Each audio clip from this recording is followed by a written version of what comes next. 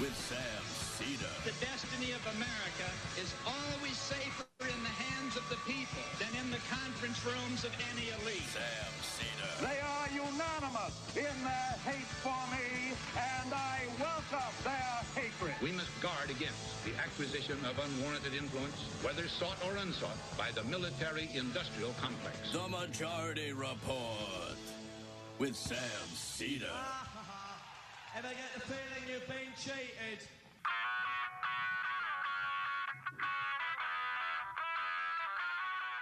It is Tuesday, December 29th, 2020. My name is Sam Seder. This is the 5-time award-winning Majority Report.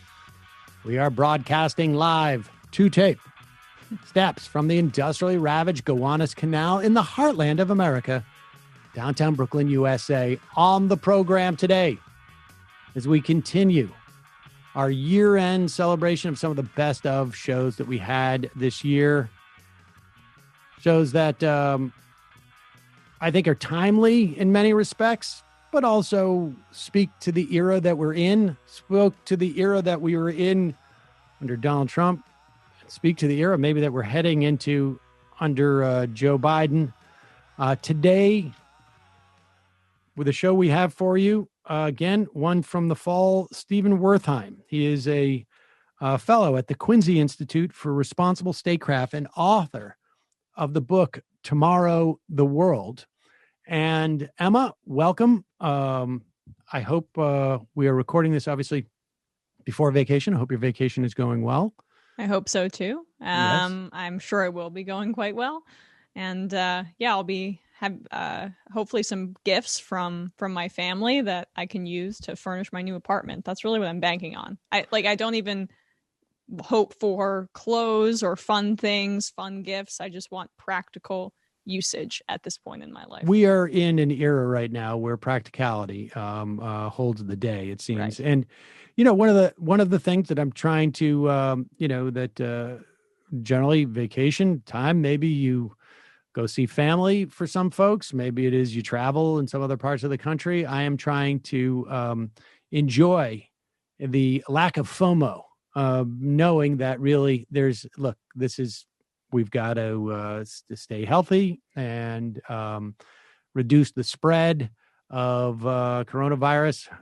We are getting closer day by day to that time where we can get to some measure of normalcy, but we have some time. We got to put a little more time in and earn it. In the meantime, we have for you today an interview that I did with Stephen Wertheim. Like I said, he is a fellow at the Quincy Institute for Responsible Statecraft, which is, I don't know that I would call it a progressive institute in terms of its foreign policy, but foreign policy is certainly more progressive in many respects than the foreign policy we've had in the past. And it's certainly one that's moving away from the idea of an imperial United States. He has written a book called Tomorrow, the World, about the genesis of the United Nations and the thinking amongst American thought leaders and military and political leaders at the time as to what the United Nations should be and how it should function relative to the United States. And spoiler alert, it is not as benign and as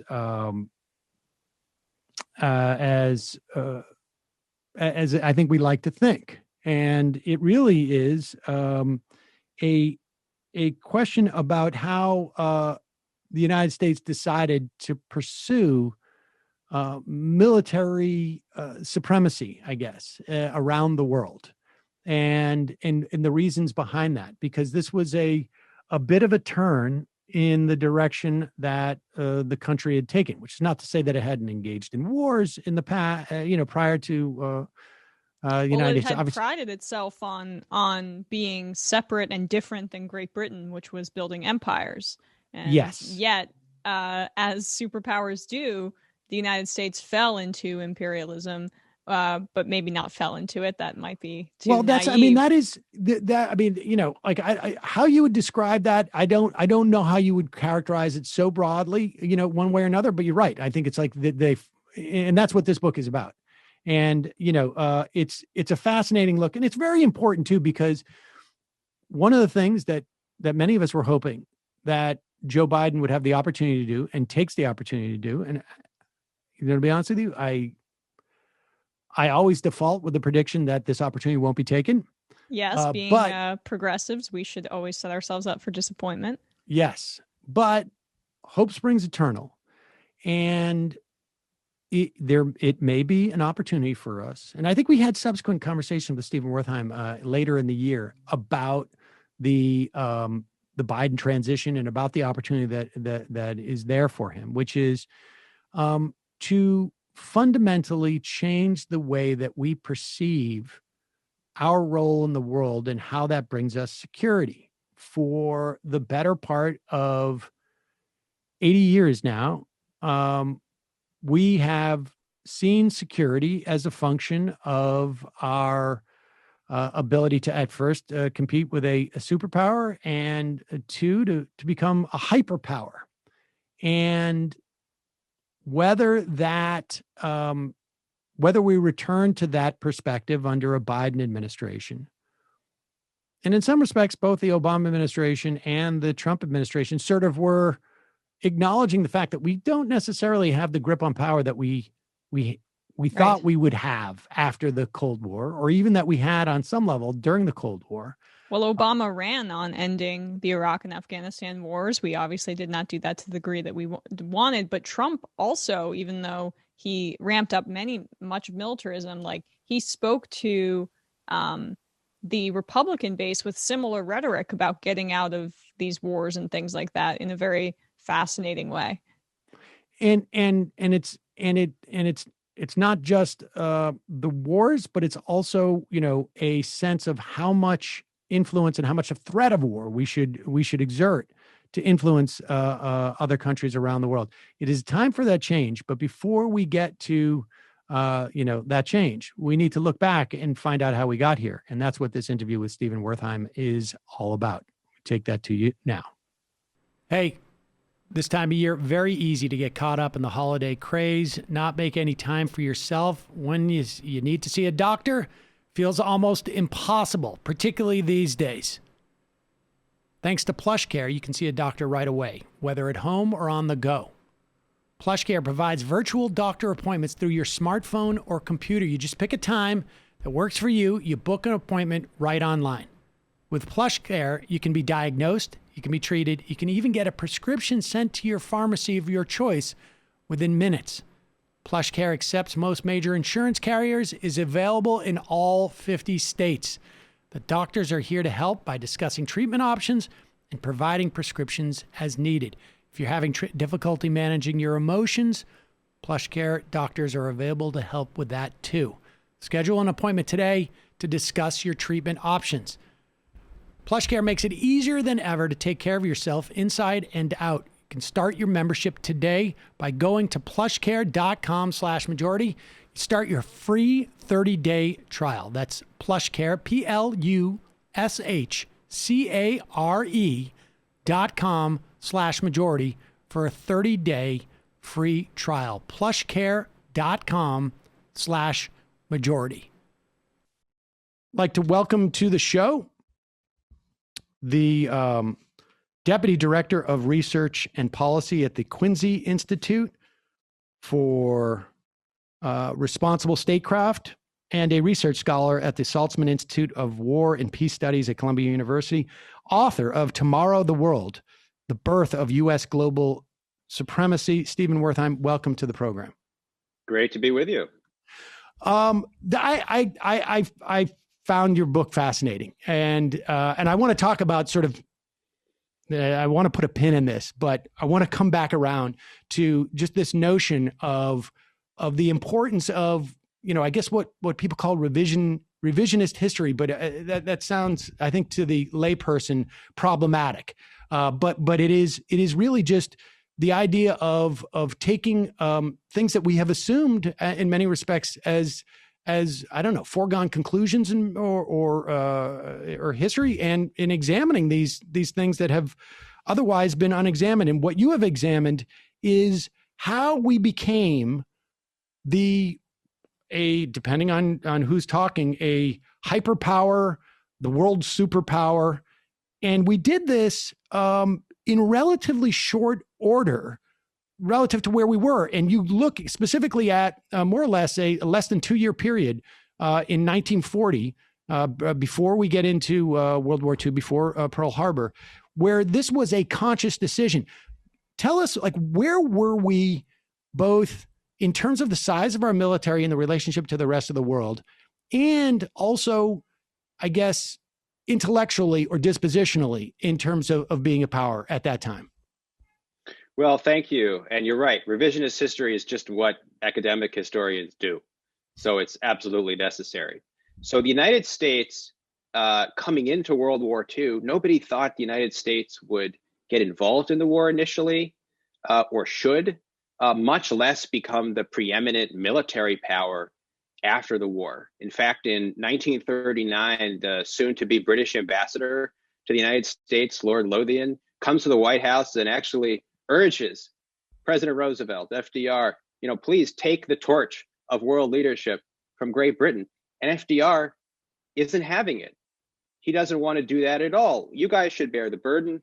We're comfortable with our traditional conception going back to the founding of the country of, yes, exerting U.S. interests quite a bit, expanding in the New World domain, but in the corrupt world of power politics centered in Europe and Asia, it just doesn't affect the United States because the United States is quite secure behind its oceans. And so even at that late date, FDR was not interested and said, what the British need is a good stiff grog. Get out of my office, basically. And so when the war starts at the end of 1939 and throughout the so-called period of the phony war up to the spring of 1940, even Americans that have gathered to do some secret post-war planning for the State Department or in institutions like the Council on Foreign Relations, they're still thinking in traditional terms about America's role in the world. The oceans provide incredible security against any outside invasion of the United States. Yes, the United States was already a colonial power, was a great power. And I don't want to deny anybody who would say that the United States was an aggressive power prior to then. It absolutely was. But its policing of the New World domain in the Western Hemisphere had always been premised on the idea that the whole point was to preserve this special place of freedom and not get involved, entangled in the corrupt old world. And that lesson had actually strengthened in the aftermath of World War I, once Americans, both left and right, had seen how destructive that war was. So in other words, at that time, the U.S. had basically created a philosophy emanating out of the founding on some level that was, we're happy being a regional imperialist, if you will, right? Like, or I mean, for lack of a better term, like we're happy with our we want to be in charge of our domain, but we're happy just to have a limited, defined domain that is essentially this hemisphere, this quarter-sphere. That's right. So the Monroe Doctrine had pronounced very ambitiously at the time that Europeans should eventually leave the entire Western Hemisphere. The United States at the time didn't have the Navy to back any of that up. But it kind of put forward this philosophy of history that if Americans in the New World are left to choose their own form of government, it will be a basically Republican form of government. The United States was there to hopefully see that happen. And here's the key, it reciprocally forswore U.S. meddling in Europe. So leave the Europeans to do their thing, and they should leave us to do our thing. And our military was what, like a number 16 in the world at that time? Oh, yeah, the U.S. Army was 19th in size coming into World War Two, it was smaller than, I believe, the Dutch, even the Dutch army. So it was really small. And so the key turning point that I found wasn't Pearl Harbor at the end of 1941. It was the Nazi conquest of France, which really overturned the balance of power in Europe in the middle of 1940. That was the key event. And at that point, everybody in the United States, including the people who were called isolationists, and we can talk about why that's not at all correct, everybody realized the United States has a one ocean navy. That navy was stationed in the Pacific in part to guard U.S. colonies and territories then, like Hawaii and the Philippines. And what if the Nazis were to complete the conquest of Britain and then potentially seize the British fleet, which really protected the United States in the Atlantic. So everybody could agree the United States, at a minimum, should build up its defenses dramatically to guard the entire Western Hemisphere. But one side wanted to go further than that, became more ambitious, and that's where we get the decision for global dominance. Yeah, tell us about that, because and it was through the Council of Foreign Relations that much of this, scenario assessing was played out, and there was this notion of, okay, what if we just control our quarter sphere? Let's say the war rages on, Hitler conquers all of Europe, and can we live just as the quarter, with dominance over our quarter sphere, or can we live with dominance over just our hemisphere? Walk us through those debates and what the underlying premise was that brought these folks to the answer no. Yeah. This blew my mind because I did not expect coming into the archives to see such direct planning for, how much of the world does the United States need to have, which is what the State Department asked these planners in the Council on Foreign Relations to determine in the wake of the fall of France. And so between the summer of 1940 and October, the economists in this group, look at different scenarios. At first, they think, well, the Nazis have mastered offensive warfare. They're going to defeat Britain, and they're going to be the rulers of Europe for as far as we can see into the future. The United States is itself pretty weak and will be confined to what they call the quarter sphere, North America, as well as kind of extending down to where Brazil juts out into the Atlantic. And here's the interesting thing. I mean, these are some of the most esteemed economists at the time. They calculated that for the United States, this was not that bad. The U.S. economy was quite inward. It did not depend on much foreign trade, especially after the Depression, for prosperity for Americans. And so it was okay, the quarter sphere. If United States was only trading in that small block, as well as militarily defending that part of the world, the American people would be prosperous and the United States would be safe.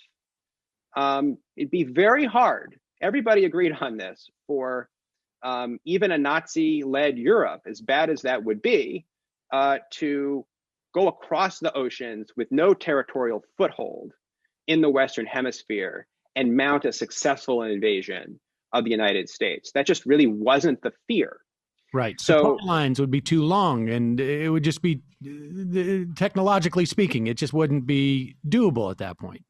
And even air power actually aided the defense of the coastlines. So, you could bomb a good ways, but what would that achieve?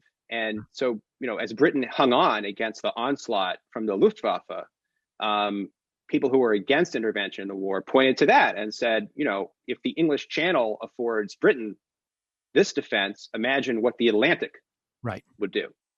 But, the United States was always historically committed to guarding the Western Hemisphere. And so pretty soon the planners in the Council on Foreign Relations realized this is politically, the quarter sphere is politically non-viable. In fact, even the non-interventionists at the time wanted the United States to defend the entire Western Hemisphere. This is the quintessential group called isolationists. Ask Central Americans, South Americans, whether that sounds like isolationism to them. We can object to what they came up with, but right. Isolationism, I don't think so. So anyway, so then what was the motivation? What was the? Was that? And I know you talk about there were sort of three justifications for this primacy that you go through in terms of having, I guess, various notions of like an obligation or sort of almost like a neighborly obligation that sort of morphs into like a paternal obligation, et cetera. And we can walk through that. But I'm just really curious. Okay, at that point, if we're sitting around and we say like, what, we could, this is like, I'm just imagining a risk board, right? Where I can defend this Kamchatka, right, and I can defend this area, and we're convinced that we have enough natural resources that we're gonna be okay. Why? What was the sense of like, well, what, Quartosphere is not going to be enough. We're going to need to do the right hemisphere, because it doesn't sound like it's a need, right? Exactly. What was it that motivated that? So my conclusion as you go through these plans is that actually the plans are kind of justifying a conclusion that the planners want to get to. So that's where your question comes in. I think it was widely acknowledged that the United States did not need out of, for its safety or for its prosperity to become the dominant power in the world. But it wasn't ideal either for the United States to be, quote unquote, isolated in the Western Hemisphere, while potentially Europe and Asia fell to totalitarian powers. This denied something that American elites and some of the public as well valued and felt was not necessarily, a strict necessity for survival, but was nevertheless valuable.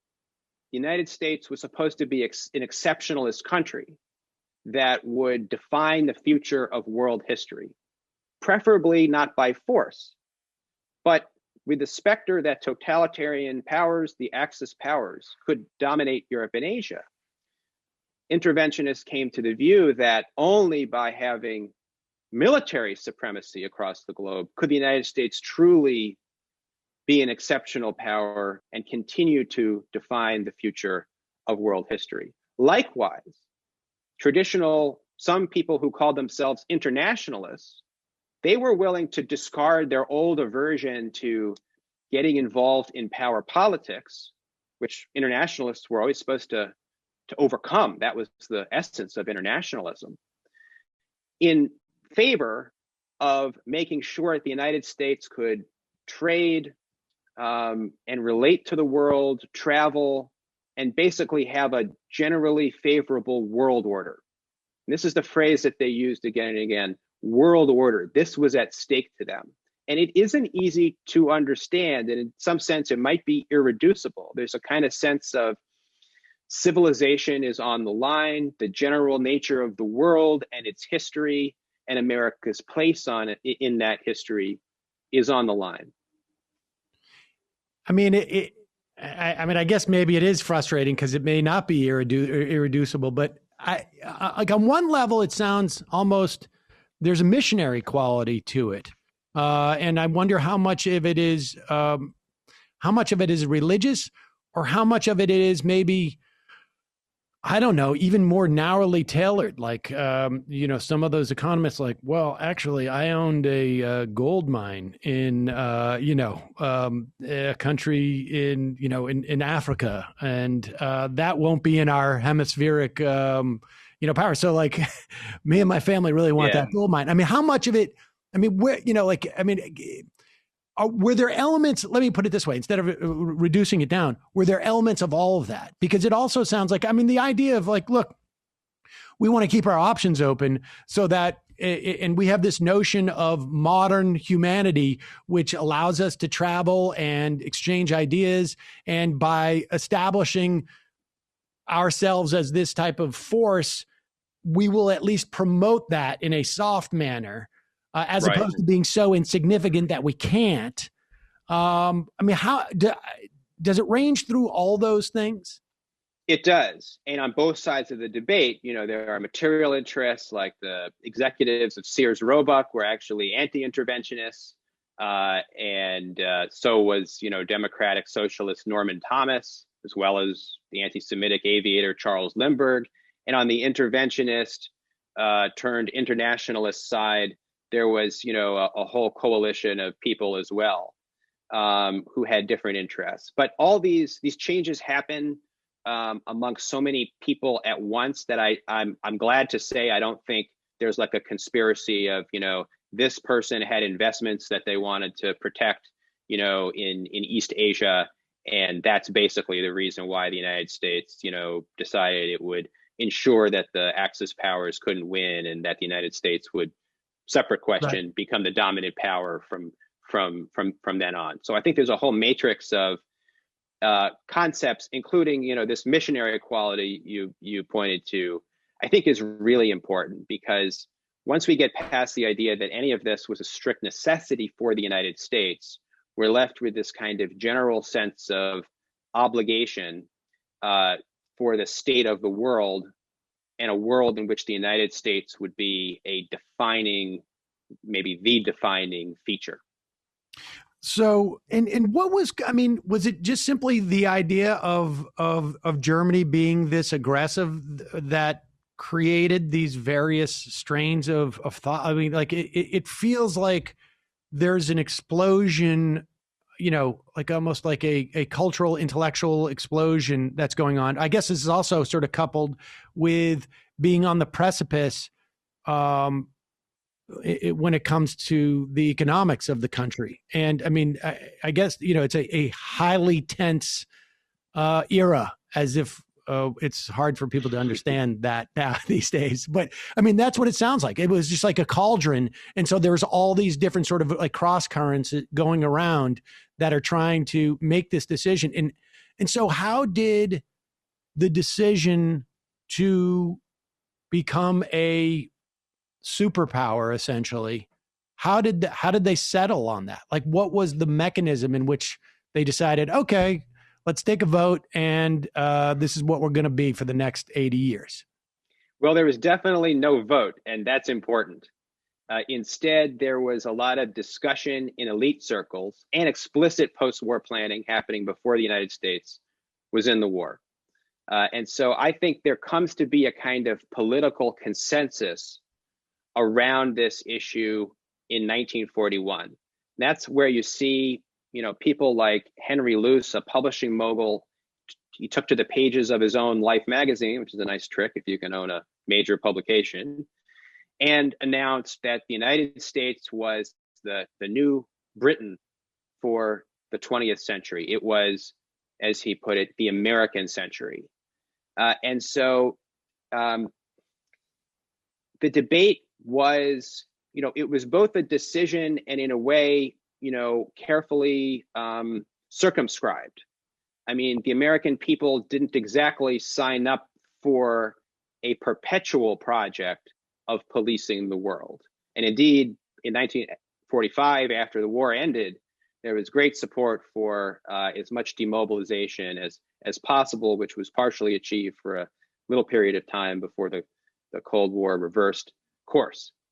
So there's a decision, but that decision that I focus on really happens in these elite circles. And even the elite, there's some divisions there, like John Foster Dulles, the Cold Warrior Secretary of State in the 1950s, is still not really convinced in 1941. And when Roosevelt and Churchill announced the Atlantic Charter toward the end of 1941, the first official declaration of post-war aims, and it's so clear that they're envisioning Anglo-Saxon dominance.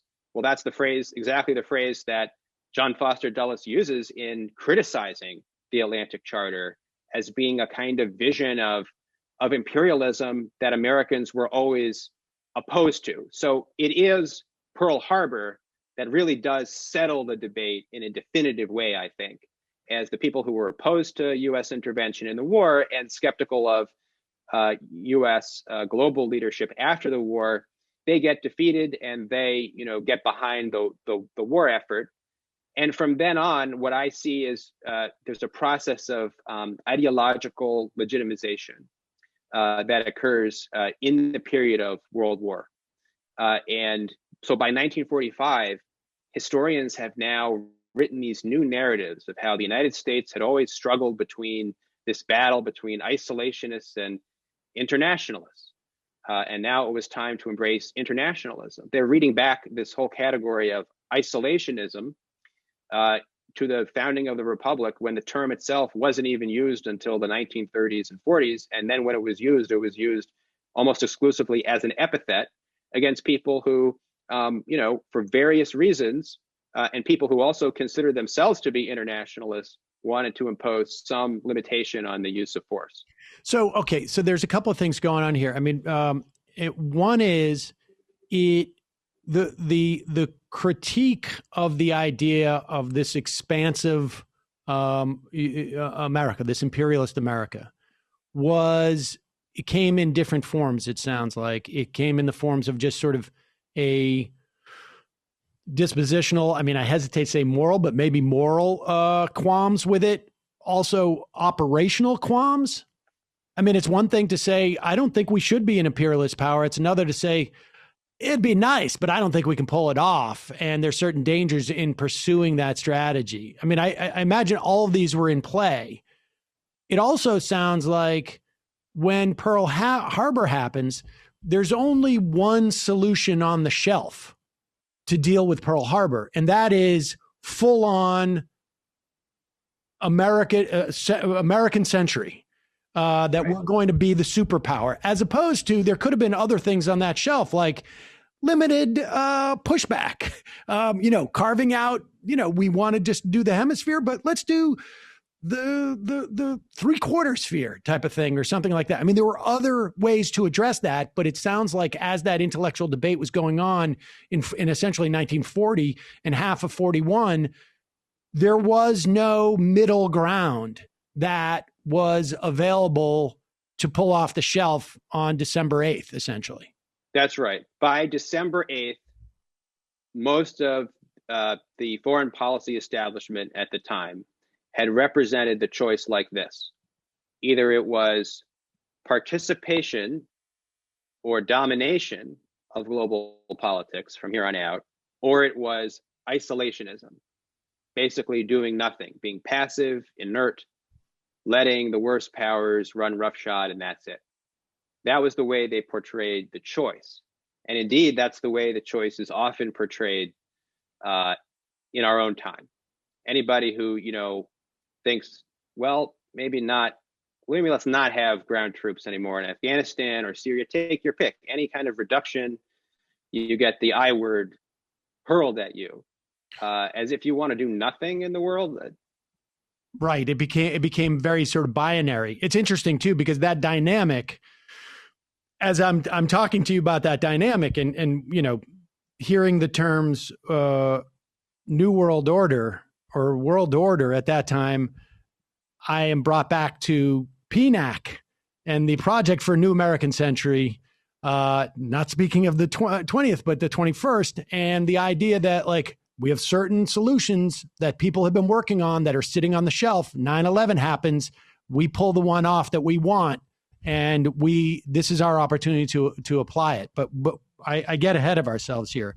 So, and the thing that also bummed me out about what you wrote about, frankly, was the UN, because I have, I guess, the romantic notion of the UN that I grew up with and have always accepted. And just the other day, I got my son a Lego of the UN building and explained to him that this was there to prevent war. And now I got to go back and tell him, dude, listen, we got to have another talk when you get a little bit old. He was only 7, so I'm not prepared to tell him the reality. But I think we can handle it. Tell us. I think 7-year-olds, first of all, should absolutely buy and read this book on their parents' account. Let me be clear about that. I'll do my best. My best. So, yeah, I have bad news about the UN. And this was another finding that surprised me when I did the research. There was also a moment of decision when American post-war planners reached the conclusion, having previously rejected the idea of a new League of Nations, is totally naive. I mean, it was precisely because no universal grouping of nations or no hopes for public opinion to express itself could prevent power politics, that they wanted the United States now to install itself as the dominant military force in the world.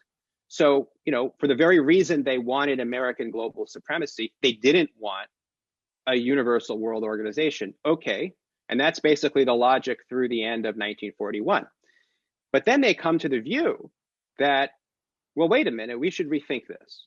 What's the best way to implement American global dominance, especially if it's in tandem with Great Britain, which a lot of Americans think of as an empire, because it is.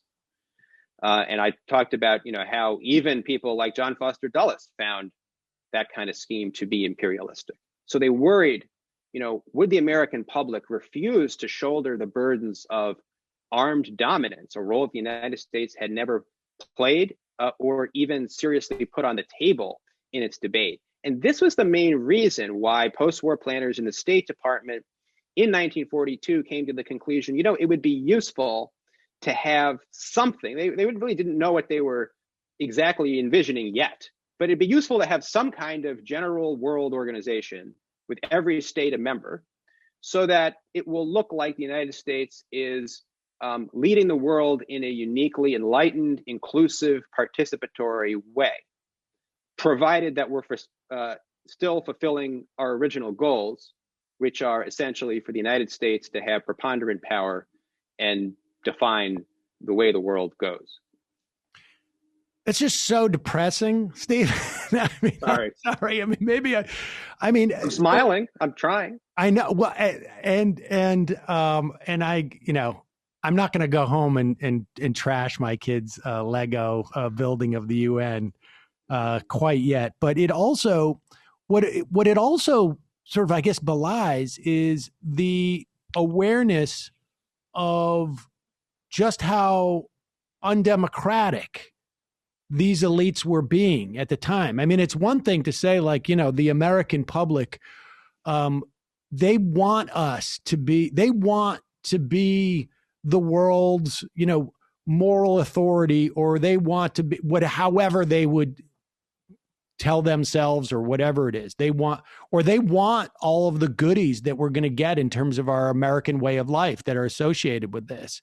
And, but by having to sort of provide a fig leaf of something that's, markedly different, suggests to me that they knew what they were doing was, I guess, maybe, like what we call it, Straussian now, I guess, or they knew that they were, we're in charge here, and we're just going to feed this to the dupes.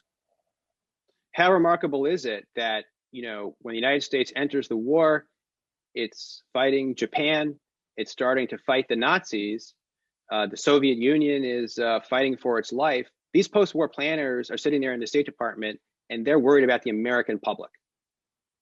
And they're worried about the American public with the presumption that we're going to defeat the Nazis, we're going to defeat the Japanese, and we're going to have supremacy over the Soviet Union. Correct. That is all correct. If I can just completely non sequitur here.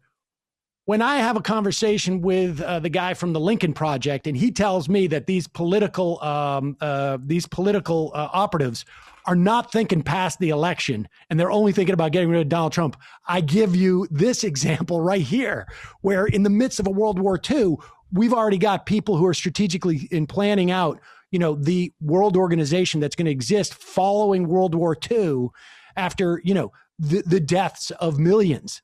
And how that's going to maintain U.S. hegemony. So although I will say this, I wish we had a political class today that was as farsighted as the people I described. I'm critical of what they came up with, less in their own time, given the realities of power that they faced, than for where it's left us 80 years later. But that said, I mean, they were making a good faith effort to respond to surprising international events. We're in the midst of a pandemic where we're experiencing 9/11 scale death of Americans every 3 days or so. And, that number could go up as we get into the winter. I'm not seeing a comparable reckoning with the realities of the 21st century world.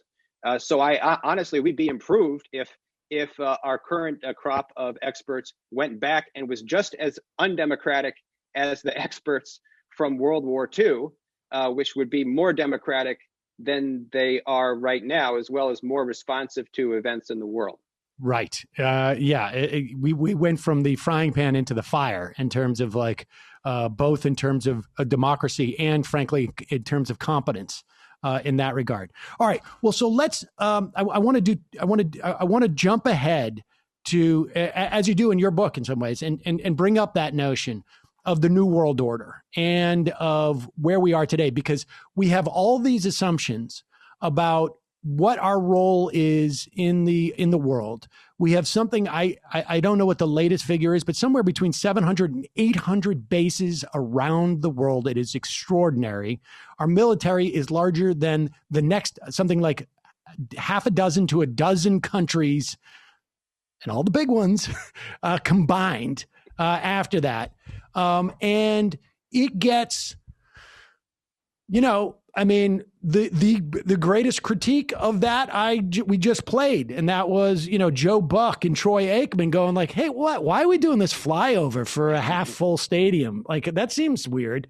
And that's about it. I mean, why has this not been questioned? And just when I was reading, it's been 30 years since the fall of the wall, and I'm like, A, I'm old, and B, wow, there hasn't been any reckoning at all with this, except for the Project for a New American Century, which said U.S. needs to be a hyperpower, and correct me if I'm wrong, and will maintain all these low-level conflicts around the world so that no one can amass enough power to challenge us. Why hasn't there been any other sort of debate about this? Part of the reason is rooted in the 1990s. I mean, it's actually rooted in what we were just talking about, which is this inherited notion of U.S. global dominance, the idea that the only alternative to dominance is isolationism. Therefore, there's no real choice in the matter. And so when the Soviet Union completely collapsed in 1991, the immediate response of American policymakers was, we can't go back to the supposed isolationism of 1919. Here's a great opportunity to finally fulfill our aspiration of 1945 for one world united under American armed dominance. And so the Pentagon itself lays this all out in something called the Defense Planning Guidance. But anyway, there's still some skepticism and talk of a peace dividend coming out of the end of the Cold War in the 1990s. I remember Bill Clinton talking about that in the mid-90s, early 90s. And George H.W. Bush. So there's actually bipartisan agreement. We should be investing in the United States of America. We should also be building peace around the world rather than trying to police it. There's a shift in the late 1990s when PNAC and, I must say, a humanitarian interventionists on the left or center left ascend. There's concern about things like the Rwandan genocide, which the U.S. didn't act against. And so also the legacy of Vietnam starts to fade. And the United States finds itself in the 1990s. It did actually cut its defense budget as a percentage of GDP. So it had its cake and ate it too. It entered the 2000s in a more enviable, more dominant position than ever, while spending less and less. So the idea of costs, and this is also, of course, the end of history moment, the end of costs go away, even though 9/11 happens. I mean, that's a big cost, kills Americans directly. And then we get into the war on terror. But there is something remarkable. We're in a period of remarkable depoliticization about America's role in the world. Certainly, that wasn't the case in the 1930s and World War II. There was a whole lot of debate and discussion and mobilization about America's role in the world. I think we are at a different point, though. I think that, we express our foreign policy views as a country. We seem to do that in primary debates. When there's a more meaningful discussion. This time we saw a really interesting debate on the Democratic side, such as it was. It didn't determine the outcome, but it was framed much more around who is going to end endless war than it was around standing up to, the whole crew of adversaries that the United States has. That balance wasn't clear to me coming into the primary, but it's notable that the more anti-war part of the party dominated that discussion. And now Democratic voters, including centrists, say that climate change is the number one national security problem that the United States has to deal with. If you take that to its logical conclusion, that's a recipe for significant change. And even on the Republican side, things are changing. I mean, you remember Trump in the South Carolina debate in 2016, stand up and blast the Iraq war, and he only gained strength by doing so. So I do think the tectonic plates seem to be shifting right now, but the problem is that we're coming out of a historic period of demobilization by the public on foreign policy issues. And part and parcel of that has also been the elites thinking that they could just run the show, that the American people didn't care, and finding that, this is indeed not the case. All right, I want to take just a quick break, and when we come back, I want to talk about in the event that Joe Biden wins, I guess in the event that Donald Trump wins, where we go from here, and what are the forces that are impacting our foreign policy posture when we have such sort of deep politicization amongst our society. Just a quick break, and then we'll be right back. With more with Stephen Wertheim.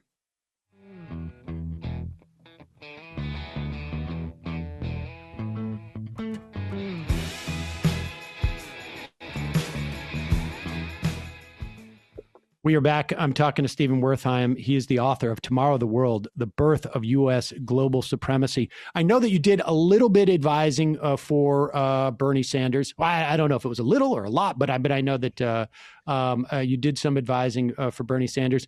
And so I want to, and certainly I think Bernie Sanders was, outside of immigration, trying to think back now because it feels like it was a million years ago, the primary, he was he emphasized foreign policy more, I think, than any other candidate in the race. Maybe I'm mistaken about that, but I seem to remember that, which was a big shift for him from 2016, frankly. And I know that was something that he built up over the course of those 4 years. But now we have Joe Biden and Donald Trump. Trump wants to take troops out of Afghanistan, as far as I can tell. And you've got McRaven, I just noticed the other day saying, that's a problem. The former general who was over there. And there is we have a very weird dynamic right now in terms of our relationship between our political leadership and the military, the national security state, and sort of, we hear a lot about Russia, sowing disinformation, and some people think that's going to lead to another Cold War, but then all of a sudden it's going to be China. What? And let me ask you this, to button that up. If Joe Biden is the president, are we going to get a bunch of Republicans who are going to be his national security apparatus and the State Department? Democrats have had a problem with this, that they perceive the Republicans as being daddy. And but is there going to be an actual different from Republicans and just, sort of new perspective on foreign policy from the Democrats? Well, those are a lot of questions, and they're all good ones, and God knows. Okay. First of all, the sort of cavalcade of, adversaries, Russia, China, terrorism, everything. This is what happens when a country sets out to be the militarily dominant power in the world, when any kind of prudent retrenchment is cast as isolationism and out of the pale. We get just this constant sense of the world is out to get us, and they are out to get us to some degree. They are out to push back on the way we assert our power sometimes. That doesn't mean that they, are out to get the American people, and that the United States can't make better choices, strategic choices that serve the interests of the American people. And I think, this kind of endless war posture we've been on has helped to amplify fears of foreigners and give us, nativist presidents who then turn the war inward on our political system. So that's a meta comment. Now, with respect to the Biden campaign, we'll have to see. Here's what I am hopeful for. When Barack Obama became president, he, I think, defeated Hillary Clinton in 2008 because he had opposed the Iraq War at the time. She had done quite the opposite. Without that, I don't think he becomes the Democratic nominee or becomes the president. And, Obama in his own time was, one of the best voices in the Senate on foreign policy issues. And so I think those who were critical of American war making were deferential toward the Obama administration, especially when the hawks were rallying on Capitol Hill to thwart the good things that Obama did. I am hopeful of this, like regardless of whether a Biden administration consists of figures who I would approve of or not, I am hopeful that it will at least have the political savvy to realize where the voters are. And yes, it's progressive voters, it's Democratic voters, it's also voters on the right. I mean, everyone seems to acknowledge where voters are on the issues. And then for other reasons, policy gets moved in other directions. So I am hoping, first of all, that the Biden administration, if it happens, genuinely listens to, responds to some of the voices in its own party.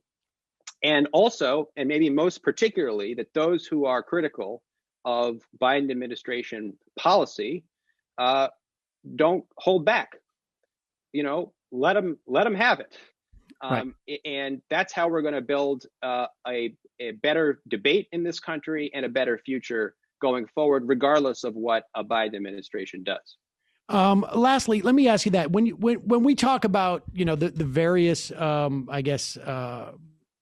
the various incentives that maybe incentive is the wrong word, dispositions, incentive, perspectives that went into creating this the essentially the regime that we still live in terms of the foreign policy.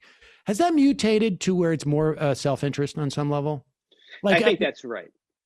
So the idea of us being, spreading some, being responsible neighbors, or even like, a missionary style, we're the civilized ones, we know what everybody wants, has sort of been supplanted by, we've got a lot of oil interest in that area, or we've got a lot of this chemical interest in there, or that mineral interest over there, or geostrategic thing that will protect these shipping lanes for these industrialists. It's basically it's all about money now.